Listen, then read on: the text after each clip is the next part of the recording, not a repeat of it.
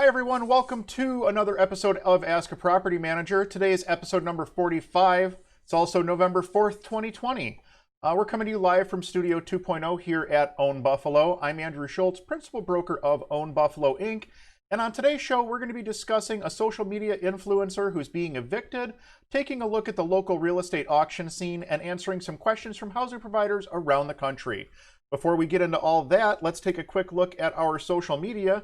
New episodes of Ask a Property Manager drop every Wednesday morning at 10 a.m. Eastern. You can find those live on our Facebook page, facebook.com/Buffalo Foreclosed Homes. You can also find the replay on our Facebook page the same day or over at our YouTube page, youtube.com/Own Buffalo.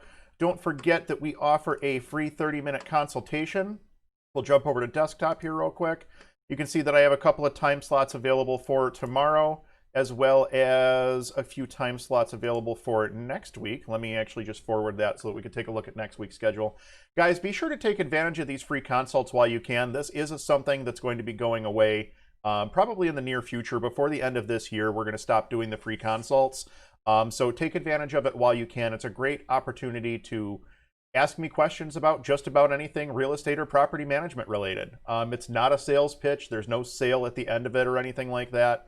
It's literally just me trying to give back to the community. So if there's an opportunity or a question that you have that's just been plaguing you, you can't find an answer, you need some advice, hop on, grab a free consult over at ownbuffalo.com.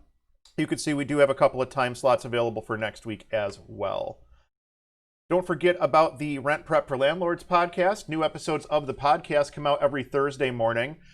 This week's episode, we're going to be looking at a new law in Portland, Oregon that requires a landlord to essentially pay for the relocation costs of a tenant if they decide not to renew their lease. We're also going to be looking at how often you should inspect an occupied apartment, as well as the questions that you can and cannot ask when you're screening tenants. So that's a good episode for you guys to tie into. That will drop tomorrow morning, Thursday morning, over at rentprep.com/podcast. You can also pick that up everywhere podcasts are heard. All right, so let's jump right into our news of the day. Let's go back to our desktop here. And our first article of the day comes from the New York Post. I know, not my favorite news source, but I couldn't not share this article.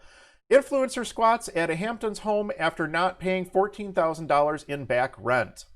An Instagram influencer allegedly refused to pay more than $14,000 in rent for a summer stay at a luxury Hamptons home and then used COVID-19 tenant law to squat there for about 2 months, according to a new report.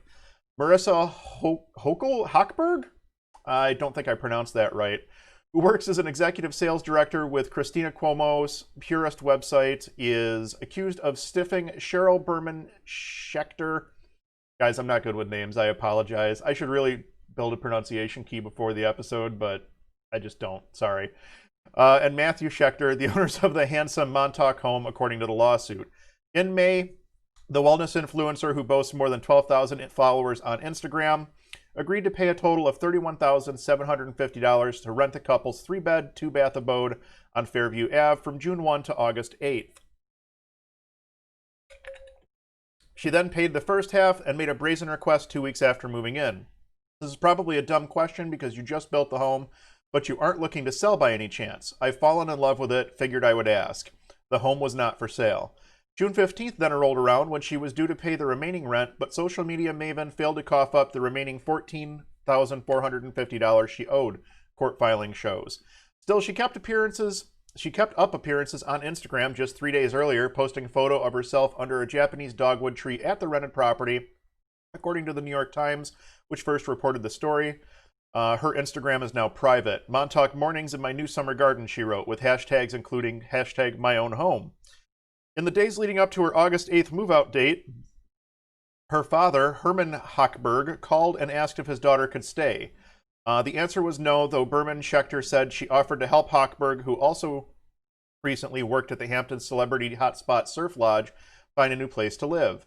That's when the health guru claimed that she and her dad, who was listed as an occupant on the lease agreement, were protected by the moratorium on evictions passed by Governor Andrew Cuomo amid the coronavirus pandemic. Now you see the local ties. You're going to kick an almost 91-year-old man out in the middle of a global pandemic? She texted, sending a landlord a New York Post story from May about well-heeled tenants using the law to squat in style. Hochberg extended her summer vacation in the home until October 12th, even trying to ward off eviction by suggesting she may have contracted COVID-19 and saying she'd been laid off from the lodge. I don't think the new tenants would want a COVID-infected home, she wrote in a August 7th email. The social media darling, who says she has a family home in the tip of Long Island, also continues posting photos from the home, including one on September 2nd in the home's outdoor shower. I've heard September is the new August, she captioned the snap with an upside-down smiley face emoji. On September 25th, the couple filed suit in Suffolk County Supreme Court asking for judgment to boot the social media star from the premise and to recoup the $14,450 owed, plus interest. They're also demanding $35,300 in rent they say they lost out on because of their unwanted house guest. The suit is still pending. The tenant, who moved out October 12th after reportedly telling the couple via an intermediary that she would do so, had also faced eviction proceedings last year by River Tower Owner LLC, which owns the Oriana luxury high-rise in Midtown. She allegedly owes $22,130 in that case, the New York Times said. She and her father did not immediately return messages from the Post. She told the Times the accusations were fake news, while her father downplayed his involvement. I think I slept there one night. I have my own place in Montauk.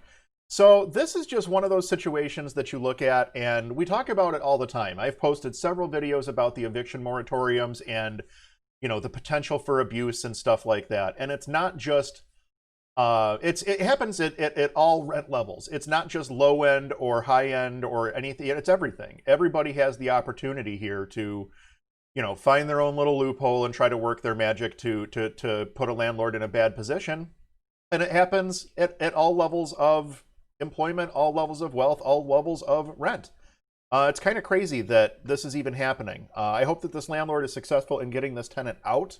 If they're going for a non-payment here in New York right now, I have a strong feeling that they're going to be fighting an uphill battle. I think that if they had gone for a holdover at this point, which I'm double checking the article here, was just looking for dates of the tenancy. I'll continue to scroll here and look. I'm just looking for the dates of the tenancy here because I'm pretty sure she's outside of her tenancy. Let's see. In the days leading up to her August 8th move-out date, called to see if she could stay. Okay. So August 8th was supposed to be the date that she was out of the unit by the sounds of things. Obviously, at this point, it's a holdover eviction. She's still living in the unit. I would probably try to process this as a holdover, then go after her in small claims, or actually, no, it'd have to be civil court because of the amount. Go after her in civil court to try to reclaim the lost rents and things like that. Just get control of the asset so that you can rent it back out and then deal with everything that you have to deal after the fact. So that's an interesting one. We're going to jump back to desktop here to talk a little bit about the local auction scene. This article coming to us from Buffalo Business First. Here's why the Erie County in-rem auction is delayed. Looking for a real estate bargain in the upcoming Erie County in-rem auction? You're going to have to wait. Citing COVID-19 social distancing protocols, including indoor attendance limited to 50 or less, the Erie County Department of Real Property Tax Services delayed scheduling the December 10th in-rem auction until an undetermined date in the spring. The announcement was made on November 2nd. We cannot hold a fair auction indoors at this time, County Director of Real Property Tax Services and former Town of Clarence supervisor said. I said that when social distancing protocols for indoor events are adjusted, the county will set a new auction date. The county usually holds the auction in the fourth quarter with properties that are more than 2 years behind on Erie County behind in Erie County property taxes put up for sale to bidders. We are not going to cover the other items of note there, but what I did want to do is kind of update everybody on what the current auction scene looks like here. And this is information that I pulled together this morning. Erie County's obviously postponed. We just talked about that. City of Buffalo, I couldn't actually find any information on their website, but their auction would have already happened at this point, so obviously that one is postponed as well. Niagara County, the City of North Tonawanda, and the City of Lockport are all postponed. All three of those auctions are held by Auctions International, and I actually had a chance to speak with the owner, Russ, a couple of weeks ago, and he had indicated that those were going to be postponed for the time being as well. The only auction that is happening, to the best of my knowledge right now, is the Orleans County tax auction. So that's going to be, Medina, Albion area, More rural, definitely, than what you would find in the city of Buffalo. You're talking for, to get from Medina to city of Buffalo, you're talking about 45 minutes to an hour ride. So it's a little bit more rural out there. It's actually my home county. Medina's my hometown, so I will be at that auction live November 18th. That's going to be at the Orleans County Fairgrounds, and you can find more information online just by doing a quick Google search for that. I am kind of surprised that they're doing that one live. I'm kind of excited to see how they handle it. That's generally a smaller auction. I've been to that one quite a few times. As a matter of fact, I did a video on last year's auction that you can find on our YouTube page. But that one generally is a lot smaller. I don't think it's going to be 50 people small though, so I'm interested to see how they're planning on putting this together. I know that they did move that one from, I believe they normally use an Elks Lodge, and this year they're using the county fairgrounds so that they do have more space. But I believe it was planned to be indoors, so I guess we'll see kind of how that one pans out as you move forward here. So that pretty much wraps up the auction update here. Let's jump over to a little bit of humor. This was posted on the Rent Prepper Landlords Facebook group. One of the landlords over there had a tenant that took it upon himself to do a little bit of flooring work, and as you can see, there's the result. Got some nice duct tape holding down what looks to be some peel and stick floor tile here. So this is what we're talking about when we say don't let tenants do work on your property, because more often than not, this is the quality of work you're getting. Just be cautious about who you're letting do the work on your property so you don't wind up with a bathroom floor that looks like this. That's pretty straightforward, that one, I would say. All right, let's jump into our questions from housing providers around the country. We're going to start with this one. Tenant moves out early. If a tenant moves out early before the end of the lease and turns over the keys, do you still try to collect rent for each month for the remainder of the lease? Obviously, they forfeit the security deposit by moving out early, but no idea about the rent for those months. By the way, I'm in Florida. So I cannot tell you what the law is in Florida. I did not have an opportunity to look that up, but I can tell you in the state of New York that tenant, if they're on if they have a signed lease, they are still responsible for the terms and conditions of that lease until a new tenant is placed in the property. That being said, the landlord also has to exercise a good faith effort to refill the unit, get it advertised, start trying to get a new tenant in there as soon as possible, and then essentially the outgoing tenant would owe the difference between the old tenant, or they would owe for the time between until the new tenant moves in. So from their move out to the time the new tenant moves in, they would still be responsible for that rent and the utilities and things like that during that time frame. So that's the way that it would work here in New York. I'm not sure what the laws are there in Florida. You would have to double check on that. And then see if you have any sort of special requirements for security deposit disposition or what have you after the fact. Moving right along, we're now going to be talking about home warranties. Anyone buy a home warranty for their rental condominiums? I hate home warranties. They're absolute garbage. Anytime that we've had to use a home warranty, we have had a couple of clients in the past that have had home warranties that they've forced us to use, and we now have a policy that we just won't work with a home warranty. And the reason is that there's multiple reasons. Number one, they're slow at getting anything accomplished. They'll try to avoid paying for anything. If they actually have to pony up money, they're going to look for every opportunity they can to reduce the amount that they have to pay. So let's say it's a central air unit. You have to replace the central air unit outdoors. Say you need to upgrade the electrical to that unit, they're not going to cover that. They're only going to cover the absolute bare minimum that they have to cover under their warranty. And they're going to take their sweet time in doing it. They're going to make life hell for your tenant and for you. When I say they're slow, like we've had situations where a refrigerator will go down and the home warranty company can't get somebody out to service the refrigerator for a week to a week and a half. And then if you have to order parts, you're waiting for parts and so on and so forth. They're garbage. Build a team of good quality local people that you can work with, that you can know and trust, that you can call on when things happen, and set aside money every month for a budget so that you can handle repairs as they come in. Don't buy a home warranty expecting that it's going to be the magic bullet that saves your investment, because you will find that you will, number one, be more frustrated trying to use a home warranty, as well as your tenant will be more frustrated using a home warranty. So my recommendation is to just skip the home warranty altogether. If you see a home that's offered for sale with a home warranty, Sometimes you'll find, it's not as common here in Buffalo as it is in some other markets, but you'll find some homes that are being offered for sale with a home warranty. And that's a nice way to make a buyer feel warm and fuzzy, but again, we just talked about how bad these home warranties actually are. The real reason that those home warranties are offered, in more instances, more often than not, you'll find that either the listing agent or the listing brokerage is getting a reduction in some sort of an errors and omissions insurance rate, or in some states, they may even be seeing some kind of a kickback for every one of those policies that they sell. Obviously, the kickback thing's not legal here in the state of New York. I'm not saying that there's any brokerages that are engaging in kickbacks. Please, let's not jump to that conclusion. But realistically speaking, there is a reason that they offer those. And if it's a situation where they're getting a discount on their errors and omissions insurance, obviously that's a pretty compelling reason for them to try to push something like that. So just understand that just because a home warranty exists doesn't mean it's a good thing, doesn't mean it's something that you should screw around with, and doesn't mean that it's good for your investment. Temporary space heaters. So this is one that's actually pretty relevant in the Buffalo market right now because we're starting to come into the winter season. I mean, I guess it's relevant in a lot of markets right now because we're starting to come into the winter season, but this is a topic that I think I try to touch on at least once a year, and we'll get into it here. What are your thoughts on safe, compact space heaters? I'm waiting on a contractor to replace a faulty heater, and I don't want my tenant to be cold as temperatures dip into the 30s at night. It's a very small loft-style apartment, and I want to loan him something safe to use. First of all, kudos to you as a housing provider for being there for your tenant when the heat goes down.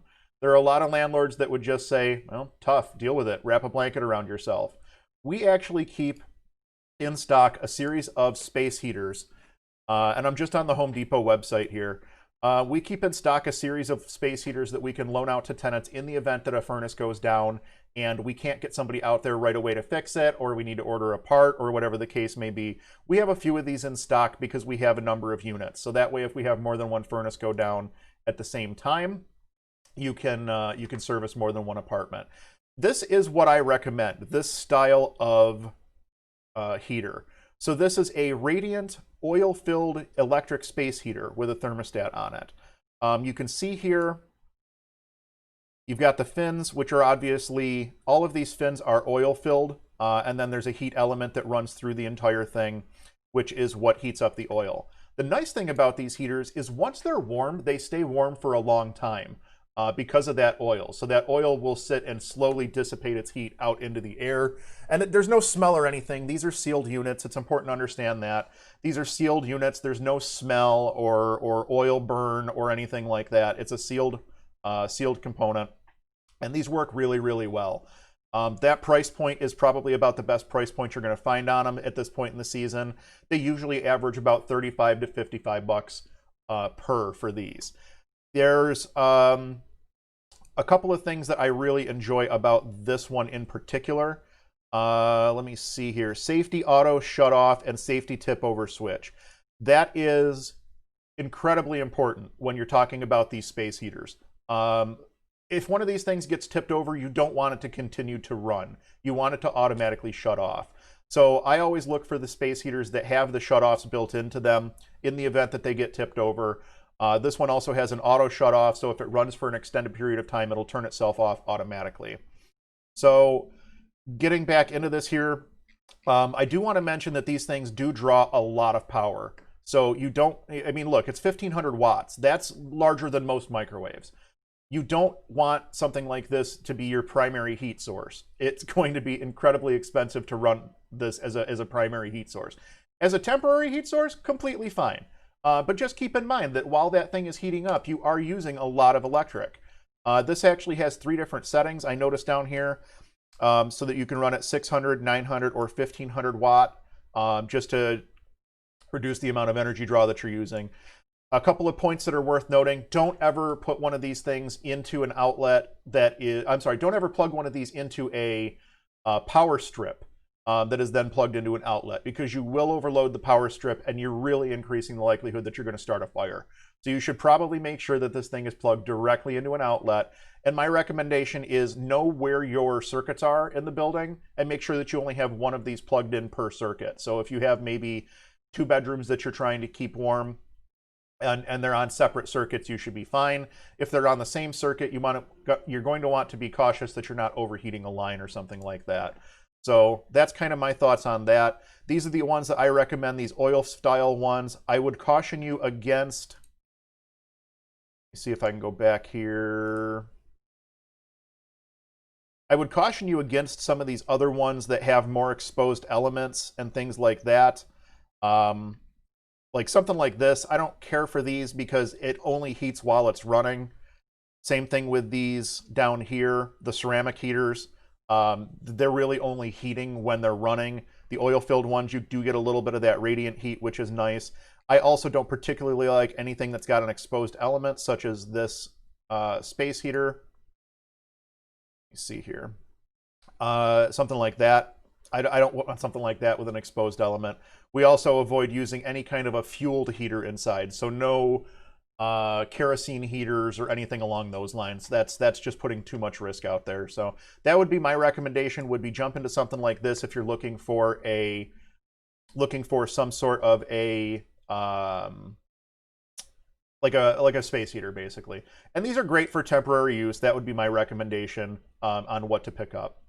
So let's jump in here, go back to this. I think that pretty much covers that question in its entirety. I think that we were able to kind of give you a good idea. But again, kudos to you for being on top of it. Kudos to you for having the forethought to provide some kind of an additional heat source for your tenant while you're waiting for that furnace to be fixed.